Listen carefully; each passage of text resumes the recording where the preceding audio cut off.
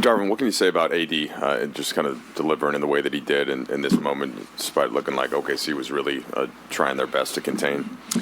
Before the game, we said individually and collectively we want to come out with energy, effort, and urgency, the three words we've been using here lately, as we try to make this push to secure a spot. And the other thing we said, we wanted to be the most competitive together team for 48 minutes on the floor tonight, with a next play mentality.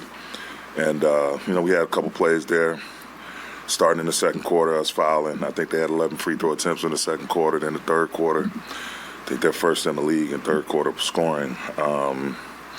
It's a good young team down the hallway, man. They're going to be really, really good, man, at some point here soon. They're already good now with Shea leading the charge, but kudos to our guys, just staying the course, continuously being competitive on both sides of the ball and not getting down. Some disappointing moments. Lost some box outs and gave up some second chance points. Slowing down offensively a little bit, really not a stand in attack mode for a few possessions, but overall just continuing to move along with the possessions. And again, we talk about that next play mentality, and A represented all of that today. Just demanding the ball, playing downhill, being aggressive to the rim, being active defensively, rebounding. He was huge. He was phenomenal. And, I would be remiss if I didn't acknowledge Lonnie Walker. I said to the team sometimes, and it's a reality of our business, you get your minutes cut short or you don't get to play at all. And a lot of times it's through no fault of your own. It's just circumstantial. And he's the definition of what a pro is supposed to do at this level in terms of keeping himself ready, putting that extra time in the gym individually, still watching film with the coaches, still getting his rest, still getting his proper nutrition, keeping that great attitude, that great positive attitude that he has. And it showed tonight. He didn't have to come out and worry about getting ready. He's been staying ready. And if he doesn't have that performance, we don't win this game. As simple as that. So kudos to him, man, for being a pro's pro. Darvin, as a team, you have bigger goals than this, but you're at 500. Took you 74 games to get here. What does that mean just to get there, and what do you think it could mean in terms of getting over the hump for the 8 remaining games?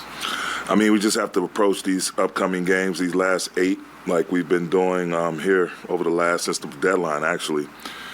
Each game is its own entity, and we can't, worry about going 6-2 or 7-1 or 5-3.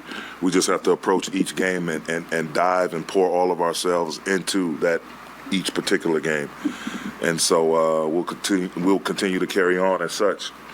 Now it's time, instead of constantly facing a deficit, we get to try to create a surplus, create a cushion between the wins and losses. And so the guys are excited about that. Again, they know what's at stake.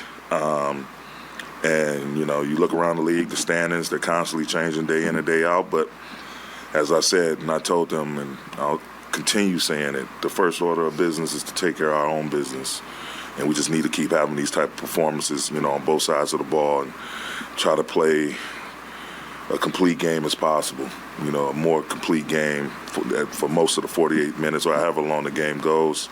We have to be locked in and stay locked in.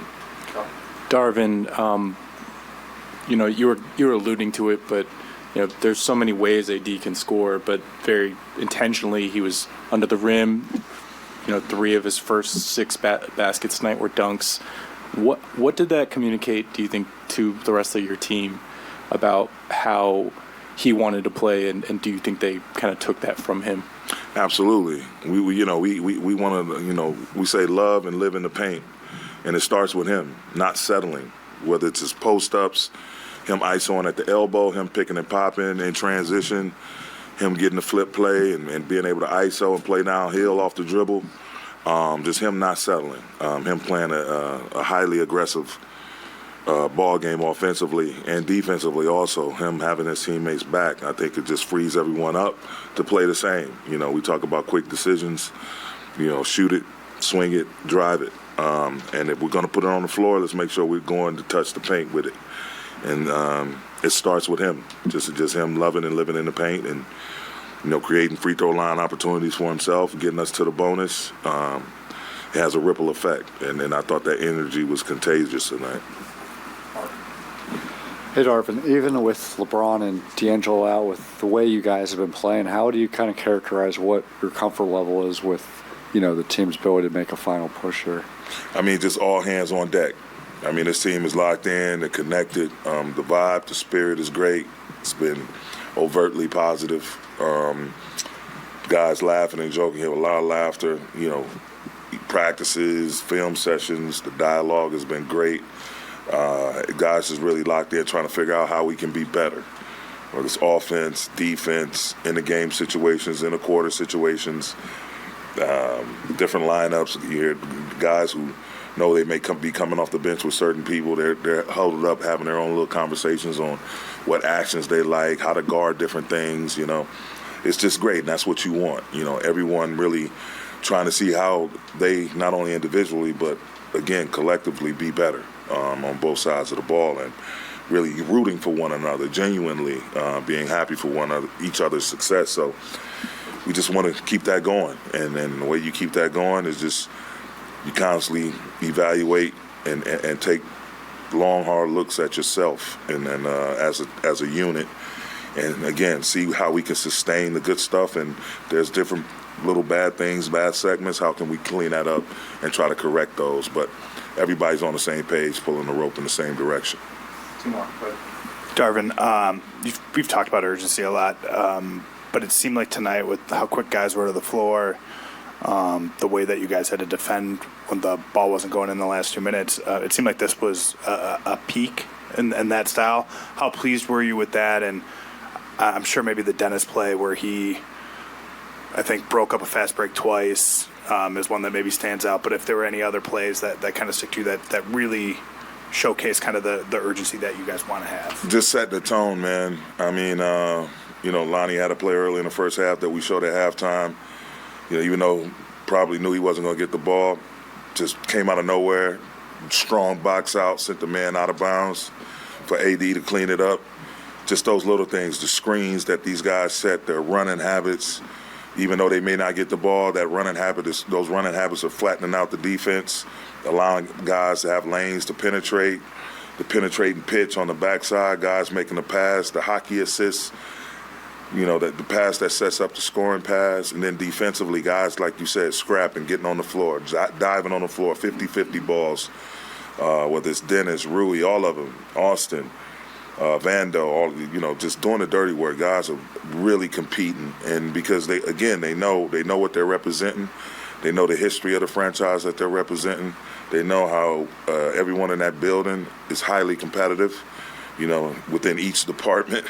And, as coaches, that's what we preach. That's what we've been preaching since day one: competitiveness, togetherness, and accountability.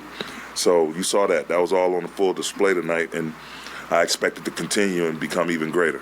Last one, you're on. Darvin, just wanted to ask about Dennis, and Dan just mentioned the play where he breaks up the fast break twice, had a bunch of clutch buckets in the fourth, and just his ability to kind of step in, as you said, off the bench, and it's a role we've seen from him before, but just his contributions tonight.